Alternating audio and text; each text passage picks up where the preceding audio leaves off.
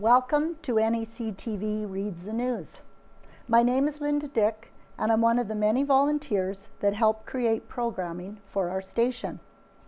NACTV can be seen on MTS Channel 30 or 1030, Westman Cable Channel 117, Bell Satellite Channel 592, or online at nactv.tv.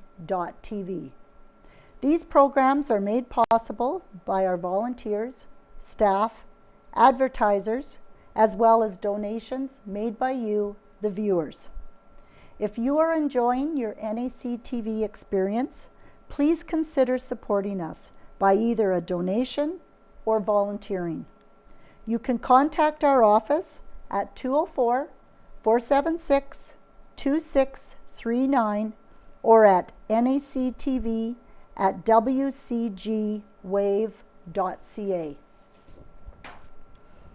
And we'll be reading the Neepawa Banner and Press for Friday, May 6th, 2022. Submitted by Evan Devereaux, Fire Hall Grand Opening in Carberry. Carberry has finally had the chance to celebrate its new fire hall, as the much anticipated grand opening was held on Saturday, April 30th. Representatives with the Town of Carberry and Municipality of North Cypress Langford, along with members of the Carberry North Cypress Langford Fire and Rescue, were on hand for the festivities. Those celebratory festivities included an open house and tour of the building for the public and a ribbon cutting ceremony. The new building, located right next to the old fire hall, is around 4,900 square feet, about double the amount of available space the department had compared to the old facility. It also features 3 bays to accommodate fire vehicles, as well as space for offices, a kitchen, and training equipment. Town of Carberry Mayor Stuart Olmsted said that this grand opening was a truly special moment for the entire community. It's a great accomplishment, and it's been a long time coming. This project has been many years in the making, of course, and to have the pandemic occur in the middle of it has created a whole different and additional set of challenges towards getting it done. But we've been able to persevere, and it's great to have the public here to see what's been done and to see what is going to serve the community for several decades to come, stated Olmsted.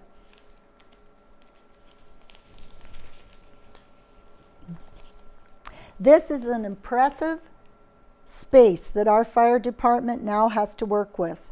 The old building is still attached and we can still use it, but this new facility, it's almost like a wish list that you say, okay, what would we like in a hall? What do we need to serve the community best? And we had to figure out the details of what we wanted and what we can afford. This isn't a Taj Mahal, but this does have exactly what we need right now, and more importantly, has the capacity. During his speech to the assembled group that were on hand for the ribbon cutting, Olmsted thanked all the members of the fire department, past and present, for their dedication and service. Municipality of North Cypress Langford, Reeve Bob Adrianson, also spoke at the event. He said this new facility is something that will greatly improve and benefit the entire region, and thanked everyone who has been a part of the process of getting the building built. Keith Looney, Fire Chief for Carberry North Cypress Langford Fire and Rescue, said that it was a true community effort to get the building built. And for that, he and the rest of the fire department are very appreciative. This is a very important day for us. We were struggling for space in the old hall. Everybody realized that, and they came together and worked together to move forward on this new space, and we thank them for their support. There has been a combination of support financially from our local councils, fundraisers put on by the community, and donations from businesses and individuals. All of that came together to allow the construction of this new fire hall to move forward. The new fire hall was constructed at a cost of around $680,000. It was covered through a combination of funding raised through the town, municipality, local businesses, and community leaders.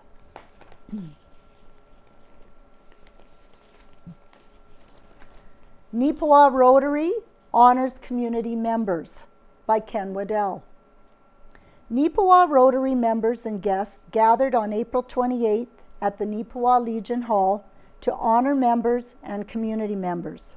The occasion was the annual Paul Harris Banquet. Rotary began in Chicago in 1905, and soon a club was established in Winnipeg. The Winnipeg Club made it Rotary International.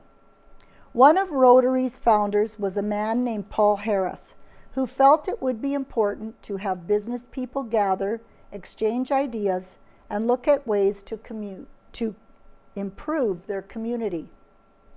Therefore, Rotary clubs hold Paul Harris Nights to honor members and community members.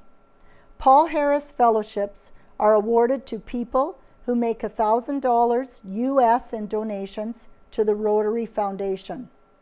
Foundation funds are returned to the districts to which clubs apply for grants to assist with community projects, scholarships, and supporting high school students to attend RILA camps.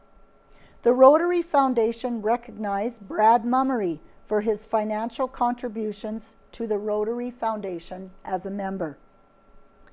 Rotarian Ron Nordstrom presented a personal Paul Harris Fellowship Award to Audrey Heffel, her work with the Neepawa-based Victoria Quilts.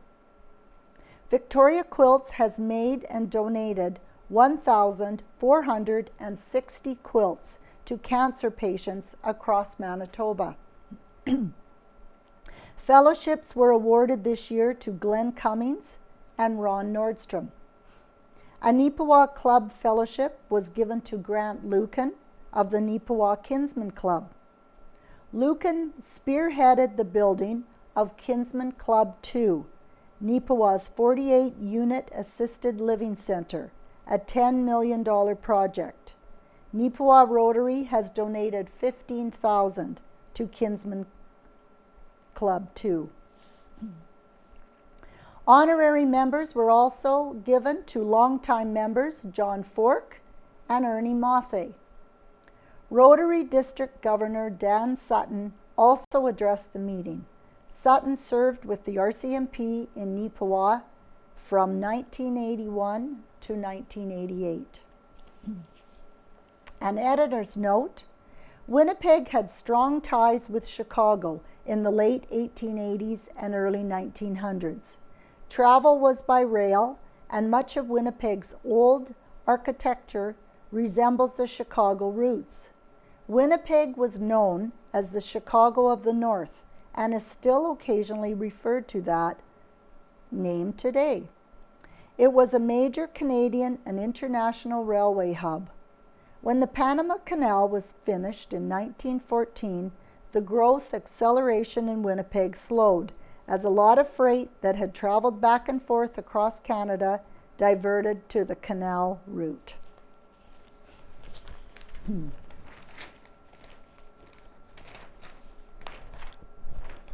Reaching beyond their borders, Neepawa students plan fundraiser for Ukraine by Casper Wareham.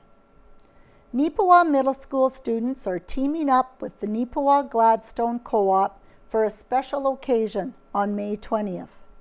In support of the people of Ukraine during their time of need, a fundraiser will be held at the Neepawa Co-op food store's parking lot from 10 a.m. till 2 p.m. The event is being organized by the grade 7 social studies classes in partnership with the co-op, with all proceeds being donated to select humanitarian organizations. These are the Ukrainian Canadian Association, Association of Ukrainian Christ Cities, and the Red Cross. The Neepawa Banner and Press spoke to students Hannah Escabilla, Janella Macatuno, Maureen Panglingan, Arvi de Guzman, and Dimitri Smith for the details. The aid this fundraiser will provide may include medicine, clothing, food, or other necessary medical supplies, said de Guzman. Smith added, in social studies, our teachers have been teaching us about humanitarianism, human rights, and citizenship. Our teachers believe that this will be beneficial for learning for us students as a community. Macatuna explained that they have quite the event planned for the 20th. There will be a community raffle table, a barbecue selling smokies, hot dogs, chips, and drinks, a pierogi sale prior to the barbecue with 6 dozen for $17, and a Ukrainian dance at 11 a.m. and 1 p.m. We'll be featuring the Shevchenko Dance Ensemble, said Macatuna. It will have traditional Ukrainian music as well. The grade 7 classes work doesn't stop at planning either.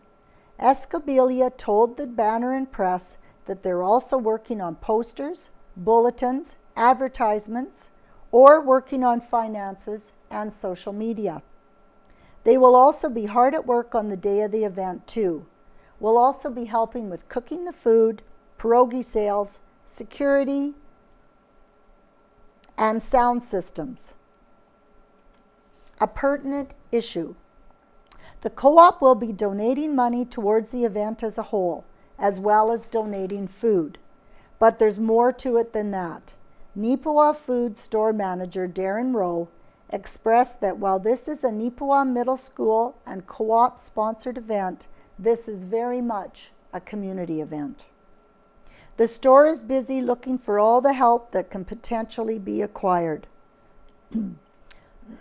Excuse me.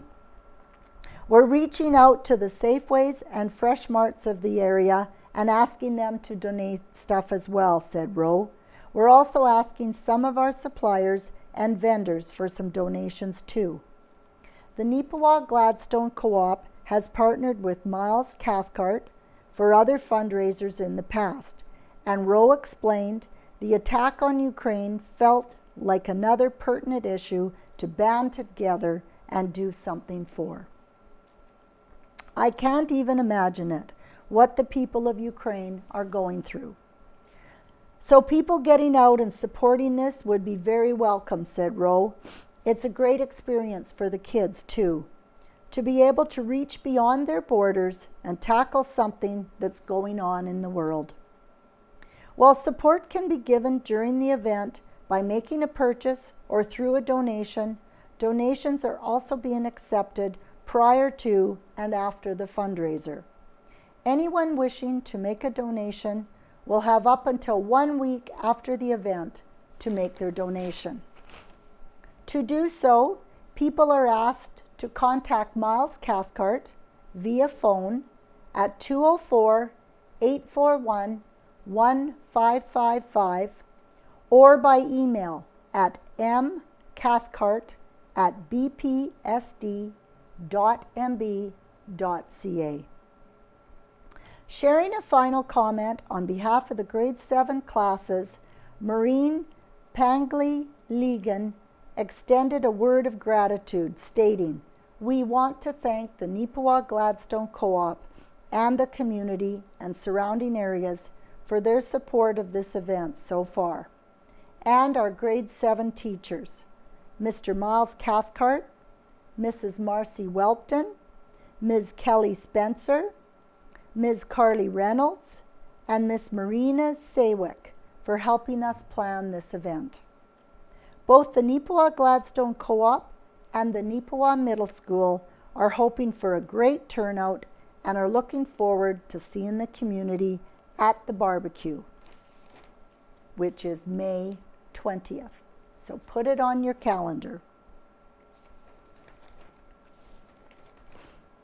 And the co-op is also saying it's all about mom. One-stop shop for all Mother's Day flower needs. We take orders for arrangements, and we can supply all your wedding, funeral, and social needs. Carolyn's Floral Designs at the Neepawa Co-op. And submitted by Ken Waddell, 3 Generations Art Show at Arts Forward in Neepawa. Neepawa Arts Forward is home this month to a 3-generation art exhibit. Paintings and photographs are on display from Jody Venables Baker, Jody's mom, Mary Venables, and daughter, Kennedy Baker.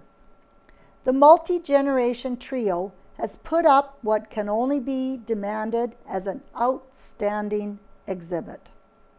Jody's specialty is photography. Kennedy's work tends to painting and multimedia, and Mary's towards paintings. A show opening was held May 1st with about 100 people attending.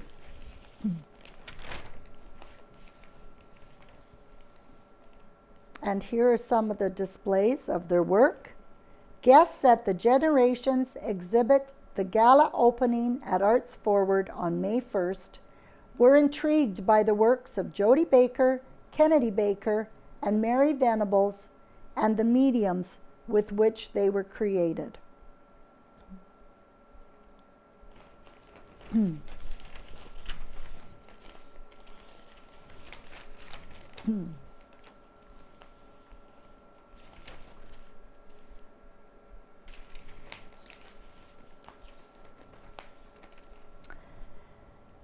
Submitted by Casper Wareham, scammers claim to be cell service provider. Scams are certainly on the rise. A little less than a month passed since our last article on scams, which ran April 1st, before a new one was called in to the Banner and Press office. The tip was received by a courteous caller on the afternoon of April 27th. The caller hopes that this article will make others aware of the new scam and help protect them from the predatory practice. Based on the account given by the caller, potential victims of the scam are receiving a text from someone claiming to be Bell MTS. The text states that due to recently being overcharged, the client will be provided a refund. The refund appears to be of varying amounts, with the individual himself being told a refund of around $80 would be received, while others they have heard from had been told amounts in the hundreds. The text from the scammer asks the recipient to text back with D for deposit, C to cancel. The caller exercised caution and did not proceed with replying in any manner. As such, no further details can be provided, and others are advised to use that same caution. One recommended resource regarding scams is the Canadian Anti-Fraud Centre. The centre has services and information such as lists of known scams, details on how you can protect yourself, more information on fraud features, and how to report a scam or fraud to the center. When receiving calls, texts, or emails, it is highly recommended that the phone number or address with which you are being contacted is a correct and verified one. As well, that the method through which you are being contacted is typical for the claimed company or individual. If there is uncertainty, it is recommended that the individual hang up or abstain from replying to the message, and look up the verified number for the company or individual contacting you in the phone book. Then call the company or individual for confirmation as to whether or not they were trying to reach you. It is also recommended to report any scam incidences to the local RCMP detachment. To make a report to the Neepawa branch of the Spruce Plains RCMP, call the non-emergency line at 204-476-7340.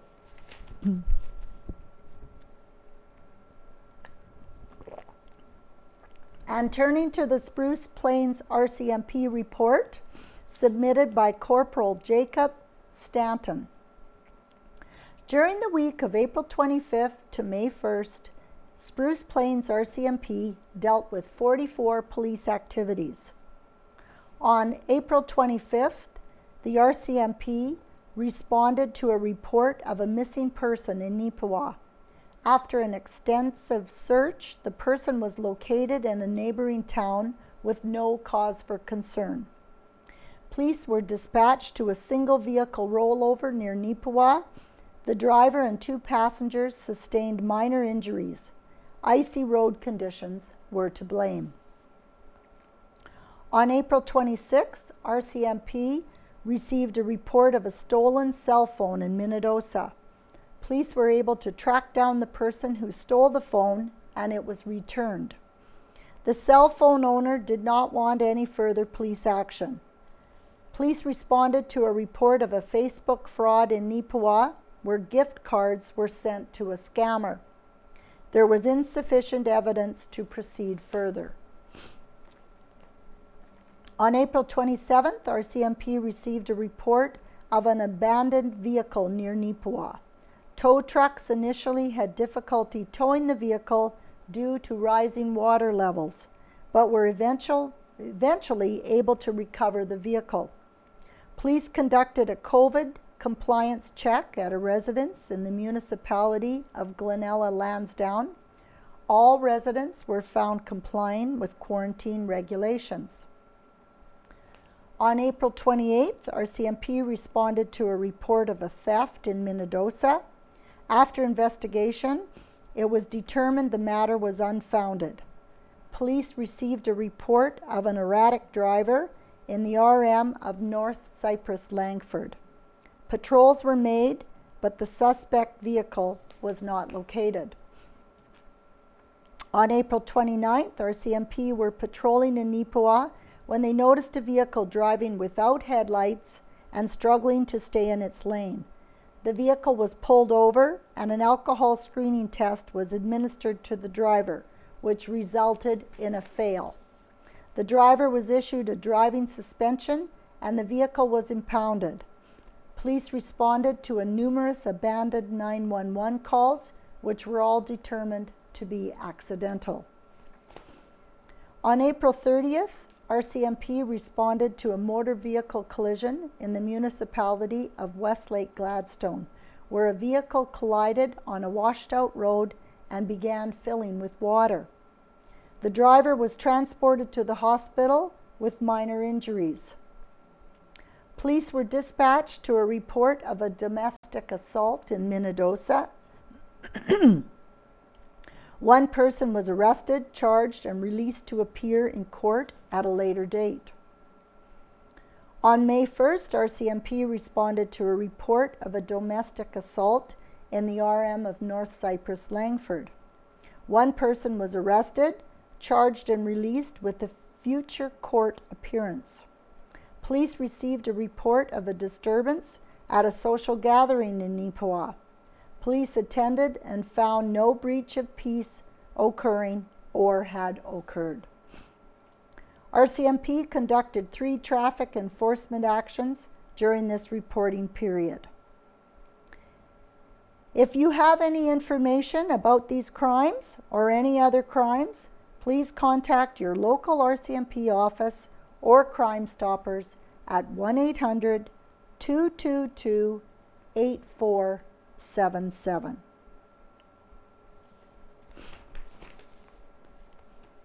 And we're going to go to Out of Helen's Kitchen, Make Do by Helen Drysdale.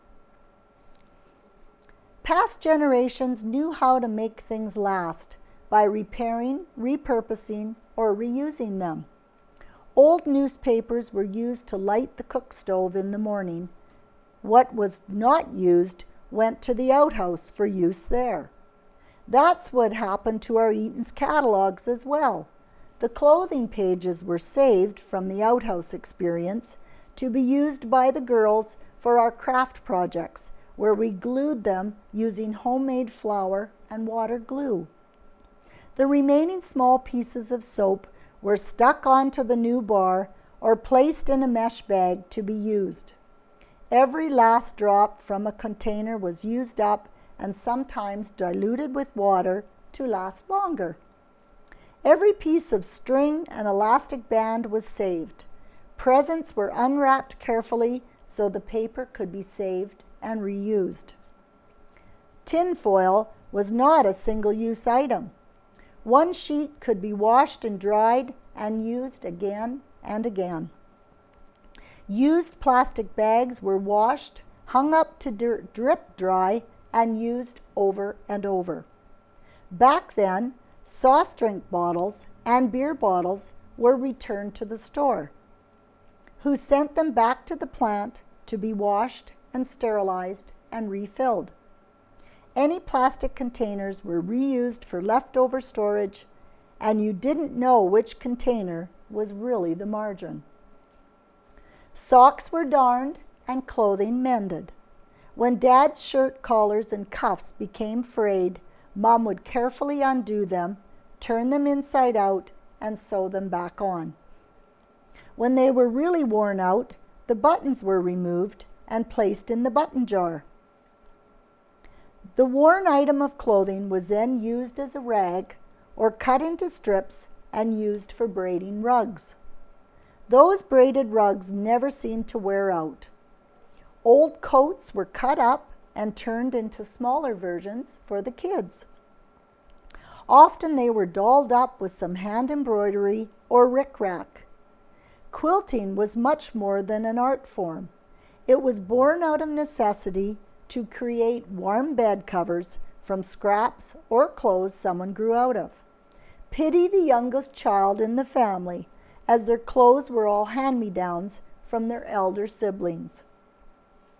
Knitted items like sweaters, once outgrown or no longer serviceable, would be unraveled and the wool used to knit something else, such as mittens or scarves. Mothers spent many evenings darning socks or mending clothes. Everyone had patches on clothing. There was no such thing as paying extra money for jeans with holes in them. At school, we drank from a water fountain when we were thirsty, and at home from a pail of drinking water or the kitchen tap, and from the same cup. In the past, for many families, bath night was once a week, on Saturday night. Quite often, a family would bath, one after another, in the same water.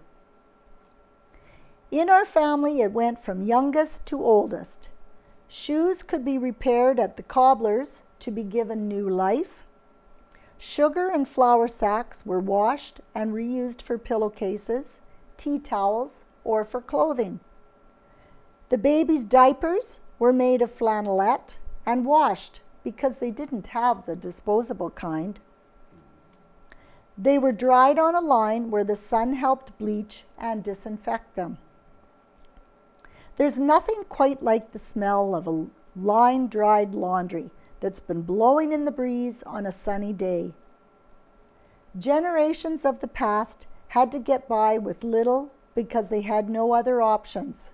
Cooking at home is one of the most well-known money-saving tips. So stay home tonight and give these two recipes a whirl. And Helen has a recipe for orange pork chops and Chinese cabbage salad, which are both in the May 6th edition of today's newspaper.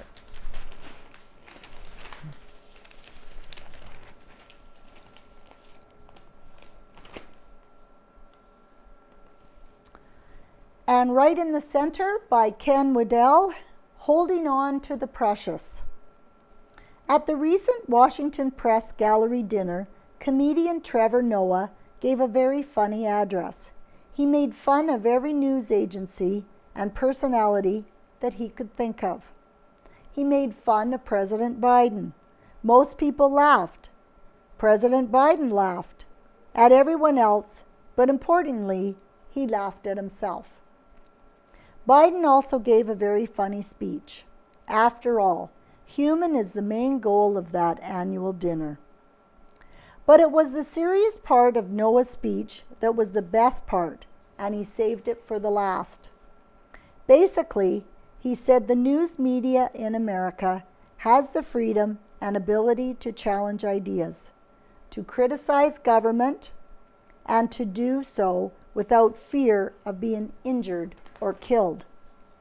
He drew obvious comparisons to Russia and the Ukraine war, and that in those countries, war conditions are killing people, including journalists, even as we speak. Noah spoke the truth, and the crowd of over 2,000 politicians, celebrities, and news media types seemed to get it. They seemed to appreciate what Noah was saying. In Manitoba, the newspaper industry is only somewhat threatened by government. 3 instances come to mind. The Manitoba PC government has worked to allow local governments to not be required to place important notices in the papers, such as notifications of financial plans, rezoning changes, and legal notifications. They have harmed the newspapers with some pretty ridiculous changes to recycling regulations. And perhaps most of all, they've run away from letting the public know their plans and programs by severely cutting newspaper ads. Ironically, there is no reduction in the steady stream of government press releases. It seems newspapers are deemed to be good enough for placing free news, but not good enough for paid ads. But in Manitoba, there is a greater threat to the flow of information, and that is the great destruction brought on the newspaper industry by the corporate world. It used to be that local newspapers were the backbone of every community. Many years ago, there was a newspaper in Rapid City, Plumas, McCreary, Holland, and many other small towns. They went out of business 70 or more years ago as the smaller towns shrank in size. Until about 4 years ago, there were still 50 or more local papers in Manitoba. Around 20 no longer exist. Weekly papers that are gone now include newspapers at Melita, Reston, Deloraine, Souris, Carberry, Brandon, Altona, Cartwright, Stonewall, Selkirk, Carman, Winkler, and Morden. That said, the last 5 listed towns still have 1 paper, but until a couple of years ago, there were 2. Even Winnipeg has not gone unscathed. There, the 5 weekly community papers have been collapsed and made into 2, but under new names.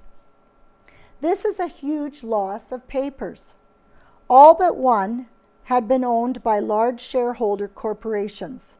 Most people know that large shareholder corporations have one purpose, and that is to make money for the shareholders. That is an obvious truth about the large shareholder corporate world. If they don't make money for a couple of quarters, the axe falls. CEOs are fired, staff is cut, and assets sold. So it has been now for years in large corporate newspaper businesses. But there comes a time when you can't cut staff any longer. Many of the newspapers listed above were down to 1 staff before the corporations locked the door and walked away. Staff was cut, printing presses and buildings sold off, along with anything else that might make a dollar. The silly part is that selling assets is attributed to the profit line, which seems insane to a normal person, but in a corporate world, It happens all the time. It would be like a grain farmer selling land and pretending he made a profit on the wheat crop. Corporations in any industry that don't lose sight of serving and growing are welcome. They can be the backbone of a community in the same way that small locally owned businesses are. Of the 20 or so papers listed above that disappeared, all but one is corporately owned. In all of Western Manitoba, there are only 2 corporately owned community newspapers left. In all of Manitoba, the rest are all family-owned papers with real live owners, editors, publishers. The message is simple. We live in trying times, but we need to hold on to what's important: faith, family, friends, and community. The locally owned newspaper has always been part of that precious mix.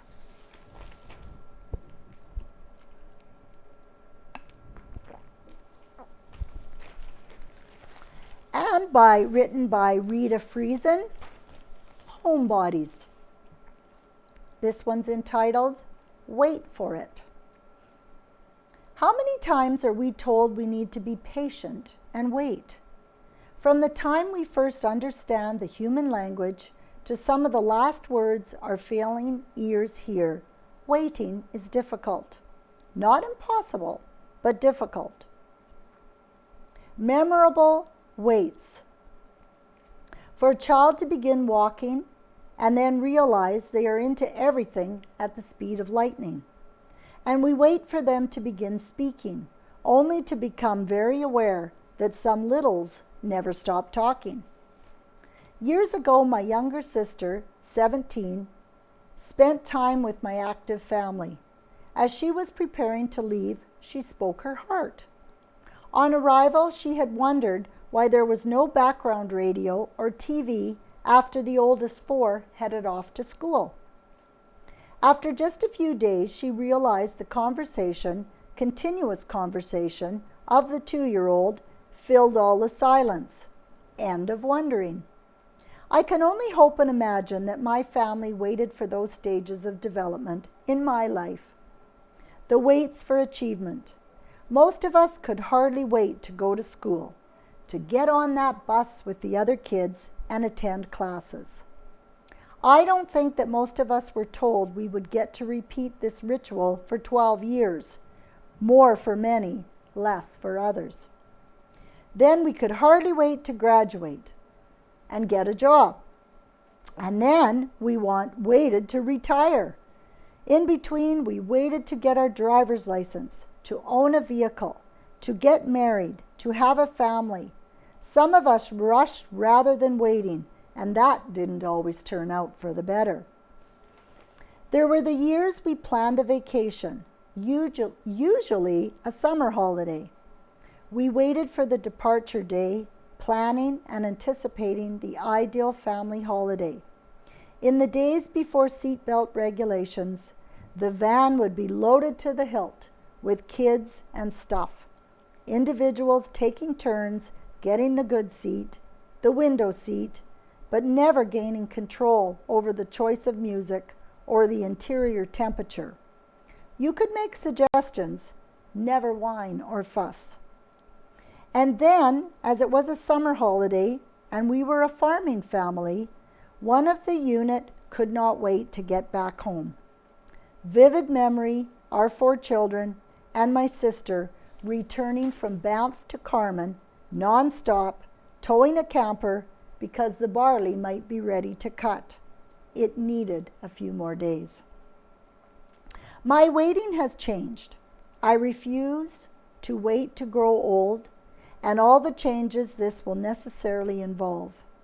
I choose to live and love and enjoy each day, with some limitations, but with a joyful heart. Restricted movement may be a part of my future. It isn't today. Restricted cognitive abilities may be a part of my future. It isn't today. My heart hurts for the many who feel that all they have left is to wait for death. to wait for a release from pain and heartache, and this not only the old that wait. So today I embrace the now, the people in my life, the fullness of life, and the strength of my faith. However, I am still waiting for spring.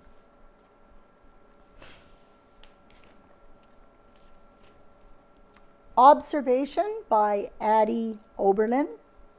This Sunday we are celebrating Mother's Day. It is a very important celebration for many. I struggle when I think of this special day. I know that I am happy and content. My kids love me and look after me in my old age. However, there is so much tragedy around us. A mother brought her baby too soon into the world. It lived only 3 days. There are mothers who are grieving the loss of their teenage sons. They are mourning. Children are still mourning the loss of their mother because they could not be with her the last hours of their life. Such a tragedy. I think of the children who were rescued without their parents in a war-torn country. Will they ever see or find their mothers? We need to look after each other. Even Jesus looked after his mother. In his dying hours, he told John, "Here is your mother." From that time on, this disciple took her in his home. This Mother's Day, show honor and love to your mother.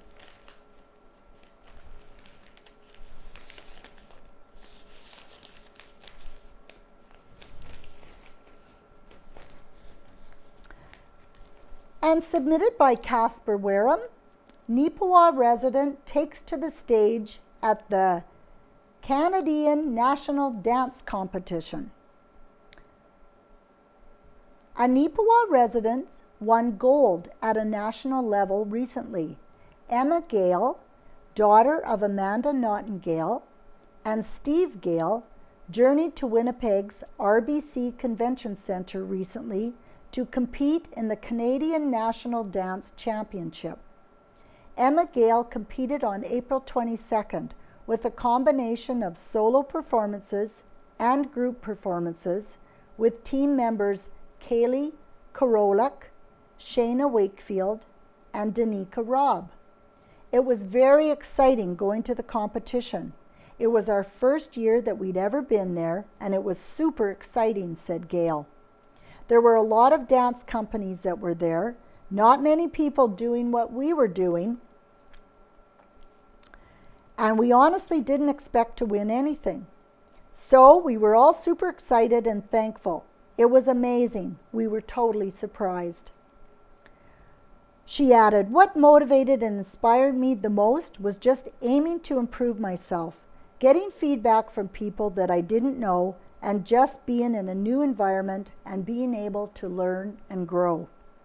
In addition to Gale's own first place trophy and high gold from her solo performance, the group also won awards for theater and other categories. Gale had grown up musical, taking lessons in piano from ages 6 to 10, and then going to the Mecca Productions summer camp around 2016. There she got more lessons in singing, acting, and dancing. It really just pulled me in. I've been doing classes with them for the past 6 or 7 years. Gale, now 17, enthused. And I just love it. It's been great. Mecca is credited by Gale for her participation and success in the national competition. Gale told the Banner and Press that without her teacher, Tiana Vasconcelos, she never would have thought of competing in something like this.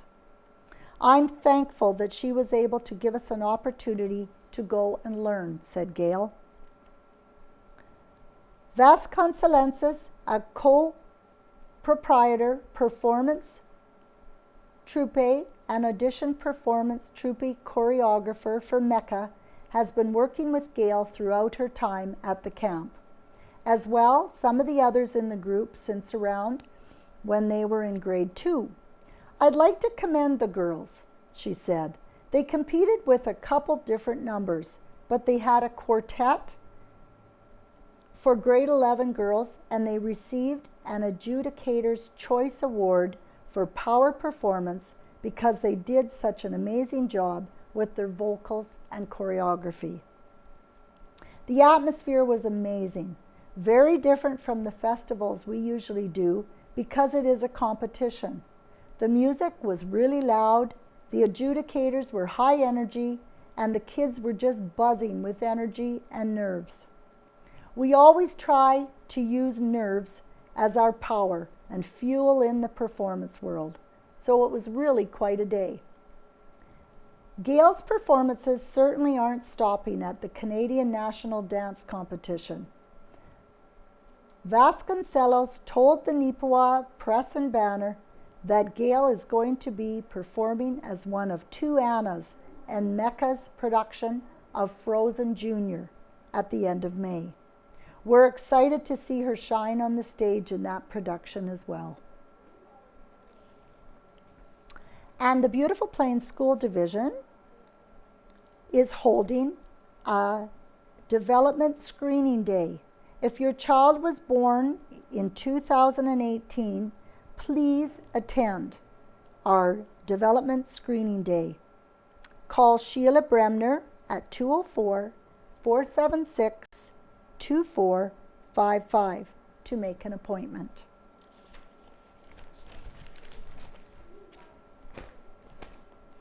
And we have advertisements for everything for your farm.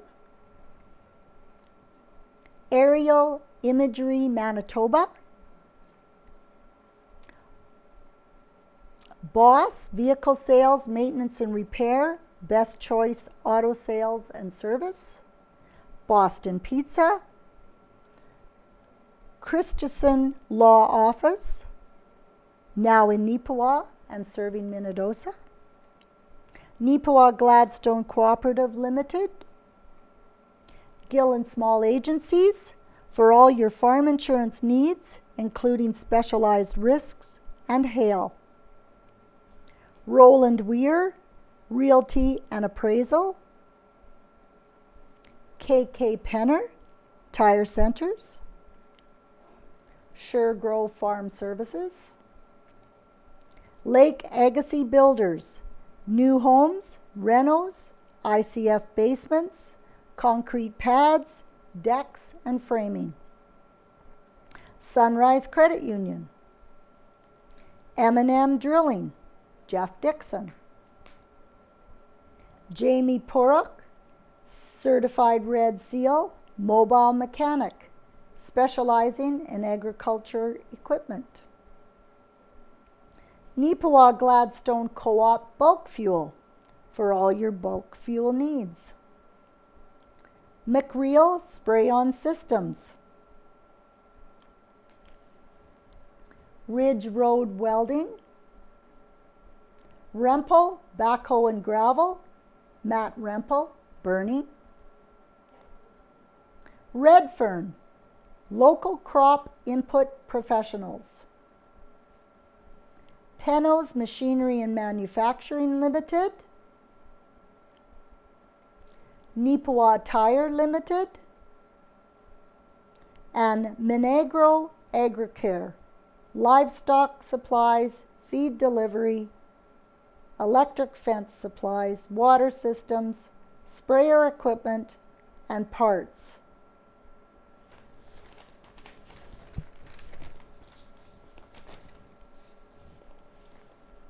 Turning to sports section, Neepawa's Tyler Gibson headed to the Centennial Cup. If anyone in Neepawa is searching for a team to root for in the 2022 Centennial Cup, look not further than the Red Lake Miners of the Superior International Junior Hockey League. That's because it'll have local representation on its roster in the form of Tyler Gibson of Neepawa. The 19-year-old defenseman played 36 regular season games for Red Lake this season, collecting 17 points. During the Miners' playoff run, he was a huge contributor on the blue line, playing 13 games and adding 5 points. This is the first Superior International Junior Hockey League title ever for Red Lake.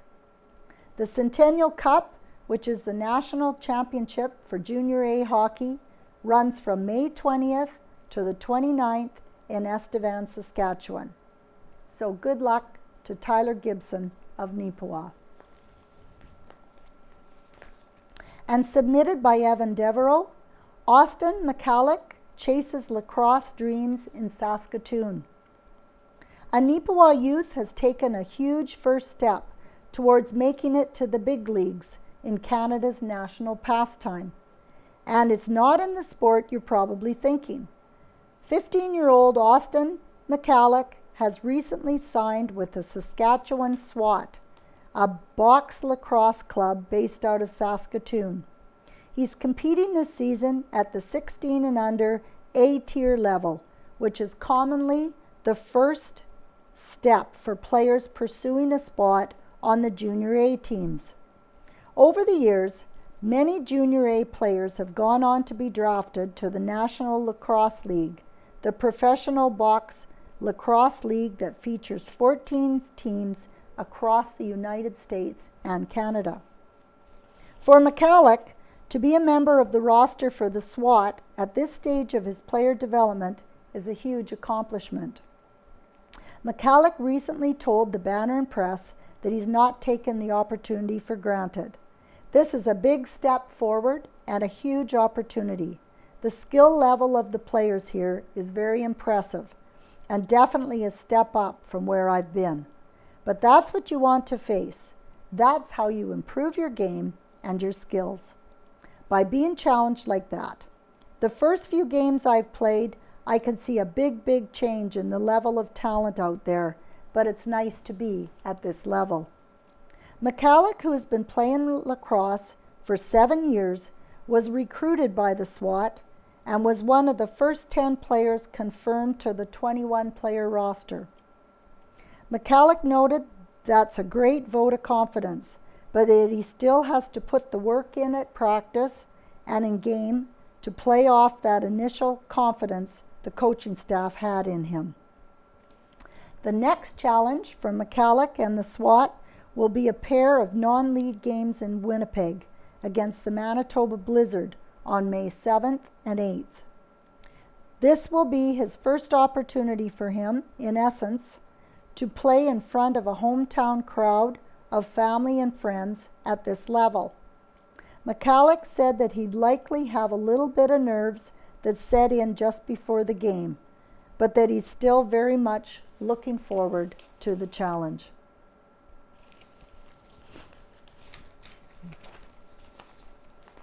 And submitted by Gladwin Scott, Carissa Kirkup receives Hockey Award.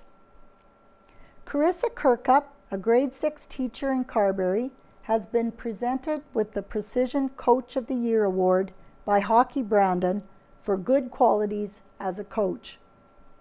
Kirkup was also a nominee for the Leach Printing Award for dedication, commitment, and sportsmanship in female hockey. She coached the first AAA 15 and under Wheat Kings, rural Manitoba champions. Kirkup also played for 4 seasons as a Verdun teenager with the Westman Wildcats, and then another 4 years with the University of Manitoba Bison's hockey program. And submitted by Gladwin Scott, Falk commits to Dalhousie Tigers hockey program. Dalhousie Tigers women's hockey head coach Troy Ryan is pleased to announce the commitment of Natasha Falk for the 2022-23 season.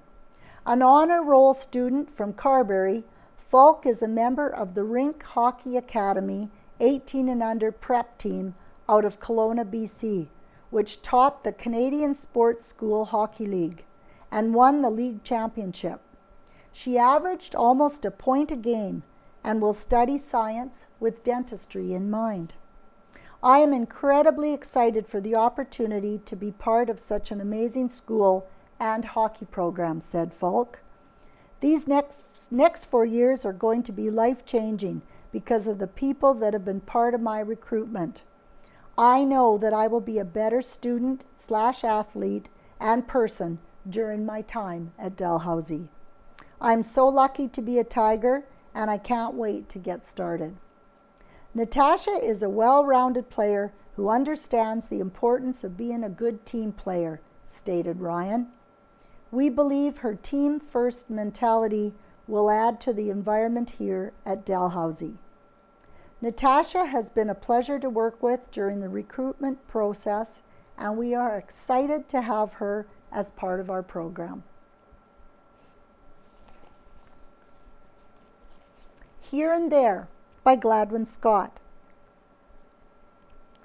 After a 2-week delay due to a mid-April blizzard, Carberry Sportsman Gala was very successful on April 29th with special guests Chris Walby, the Blue Bombers Hall of Famer, and Big Daddy Taz, comedian.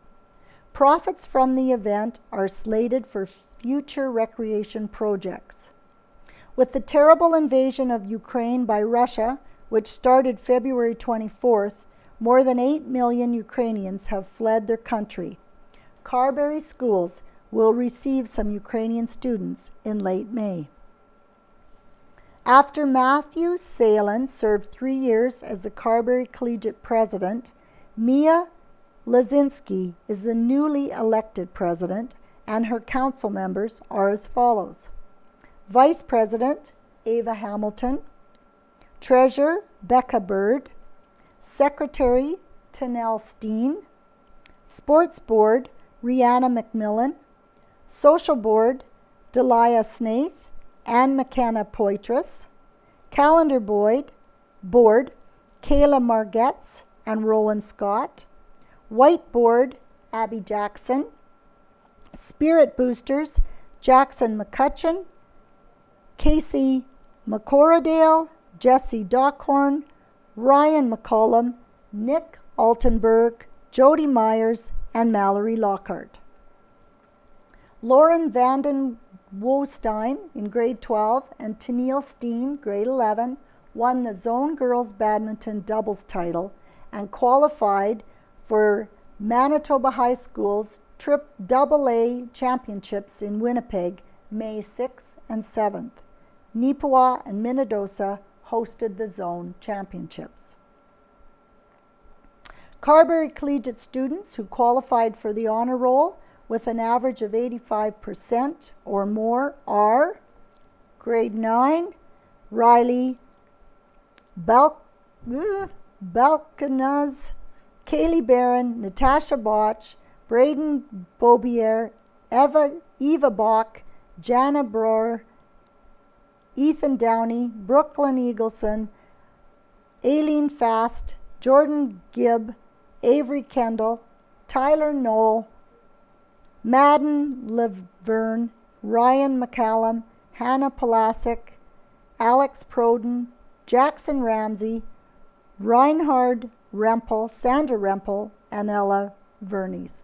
Sorry to anyone's names I mispronounced. And submitted by the Neepawa Kin Club, 10 reasons why to join May Kin 100. I think one thing everyone can agree with is that it has been a very long, cold winter.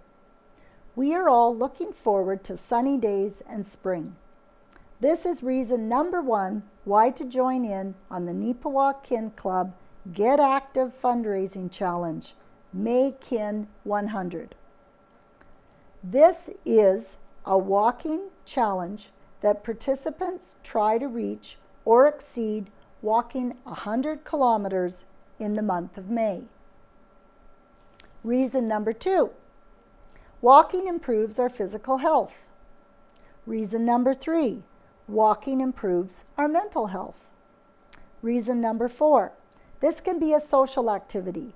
Grab a friend or a family member, have a good visit while stepping together.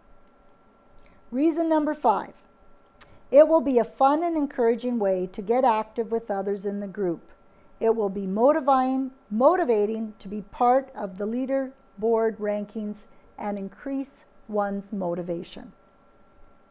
Number 6, there are many fun days challenges throughout the month for the participants and prizes. A few sneak peek examples. Walk 5 kilometers today, get into a special draw.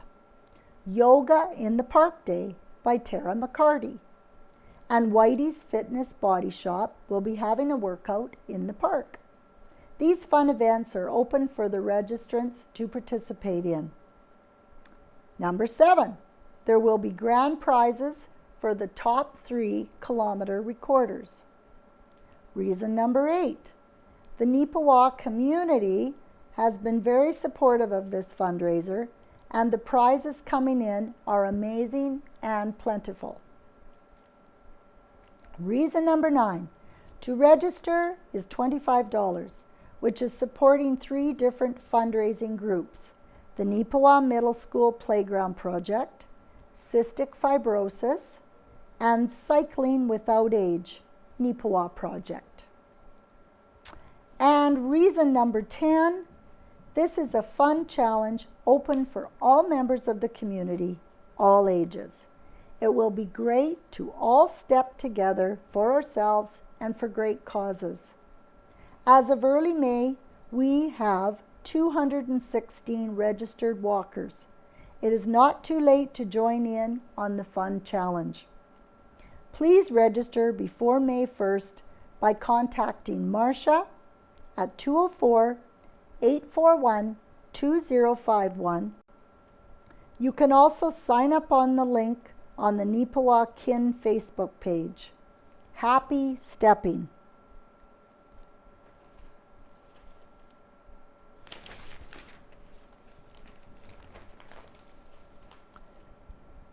And obituaries. Ellen Marie Olekchuk, age 88, of Silver Ridge, Manitoba, passed away on April 26, 2022 at St. Rose Hospital. A celebration of Ellen's life was held on Tuesday, May 3rd at 2 p.m. from Alonza Community Center in Alonza. Should friends so desire, please consider remembering Ellen with a donation with the Canadian Cancer Society or to the Heart and Stroke Foundation of Manitoba. With great sorrow, we watched him go. James Henry Short entered into rest on Sunday, April 24th at Action Margate, St. Boniface, Winnipeg. A memorial service will be held at 1 p.m. Monday, May 9th at Carberry United Church. A private family interment will take place at a later date. Jim's family would like to thank all the individuals at Action Marguerite who showed such compassion in caring for him the last 3 years of his life. In lieu of flowers, donations may be made to the Alzheimer's Society of Manitoba, the Carberry Elks, Action Marguerite, St. Boniface, or a charity of your choice. Leslie David Pugh, our dear son Les, passed away accidentally on April 8th, 2022 at the age of 44. A celebration of life will be held on Saturday, May 7th at 2 p.m. at the Craig Ferguson Farm. Clark's Funeral Home in Gladstone, McGregor, in caravan arrangements.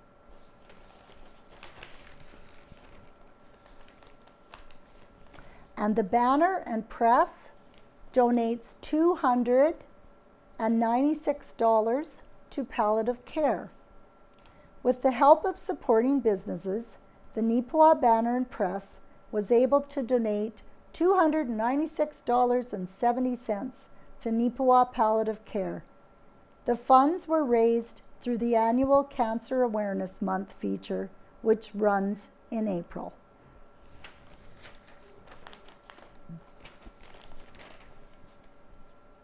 And submitted by Evan Devereaux, the town of Neepawa approves its 2022 financial plan.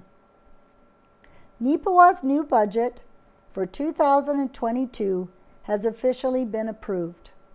On Tuesday, May 3rd, Council gave second and third reading to the document, which allocates $16,984,973 towards the General Operating Fund and $8,797,360 to the Utility Operating Fund.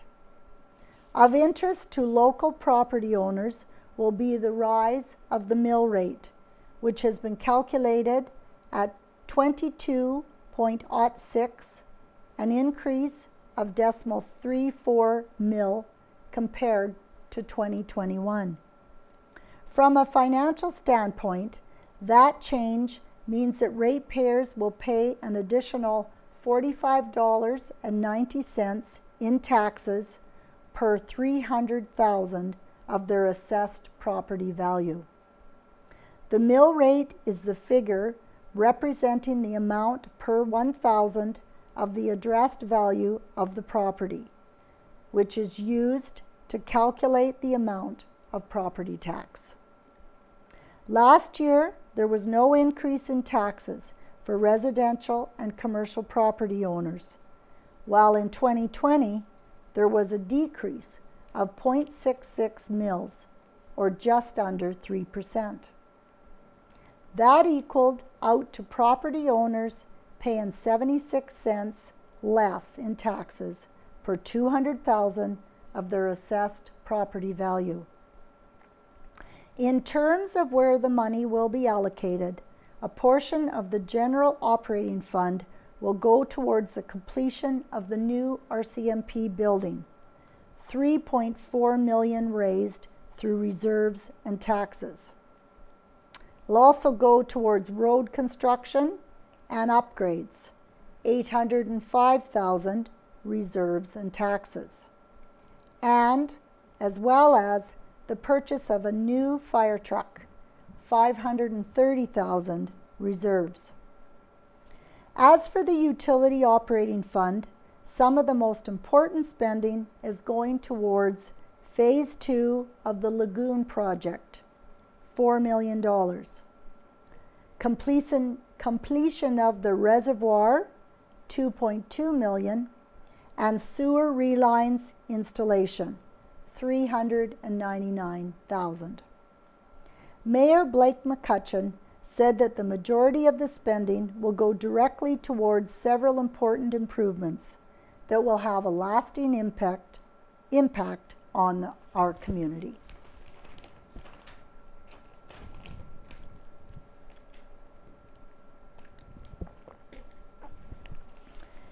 And submitted by Evan Devereaux, a planned boil water advisory has been scheduled. The timeline on a precautionary boil water advisory for the town of Neepawa has been set. Councillor Murray Parrott informed his fellow council members and citizens that the advisory would be put into effect on May 20th and would likely remain in place for 4 to 5 days. The advisory is needed because new connections at the reservoir are being installed, which would double the town's available water capacity. During those upgrades, the water pressure for the town will drop below 20 psi, pounds per square inch. Under provincial laws, an advisory must be declared, regardless of the reason for the pressure drop. The advisory is just a precautionary move and is different from a more serious boil water order. During the advisory, there will be a period where water is unavailable or at a lower pressure. Residents are asked to boil all water used in food and beverage for consumption for 2 minutes. As well, water consumers are asked, please minimize unnecessary water use starting Friday, May 20th. That includes car washing or laundry.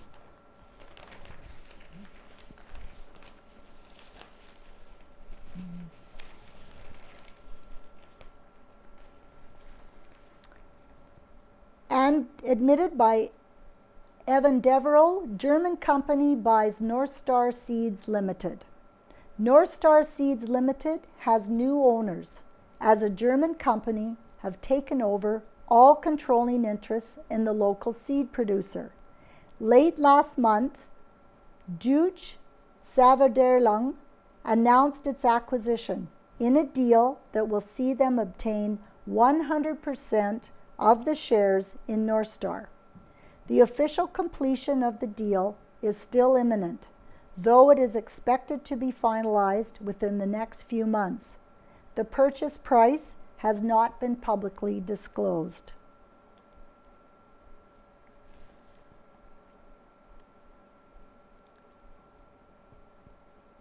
Assistant General Manager Rob Wolf spoke to the Banner and Press on Friday, April 29th, on behalf of Northstar Seeds Limited. Wolf stated the agreement with the DSV will strengthen Northstar's clout on the global stage. DSV are a leader in the field with a very strong global reputation. They have been customers of ours since the 1990s, so the working relationship has been very good over the years.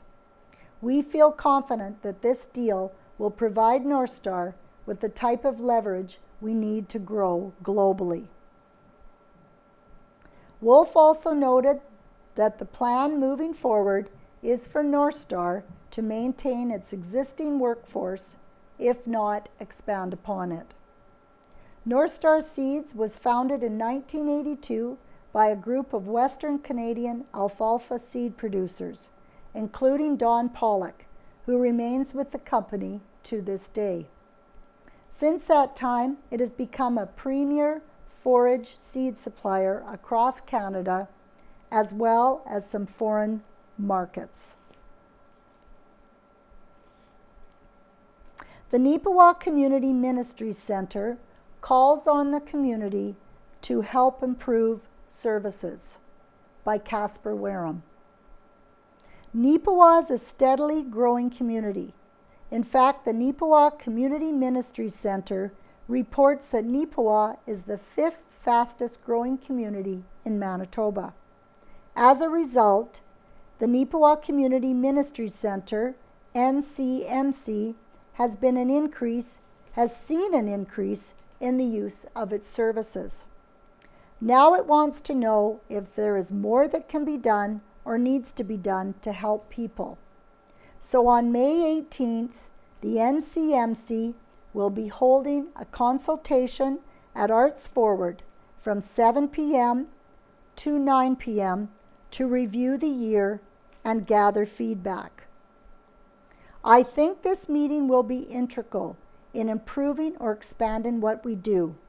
Having community input into what the community actually needs and how we can meet that need, it makes more sense to us rather than assuming what the community's needs or our clients' needs are, said Amanda Nottingale, Community Ministries Director for NCMC. And that is the Neepawa Banner and Press for Friday, May 6, 2022. And I wish all the mothers a happy Mother's Day this Sunday. Thank you for listening.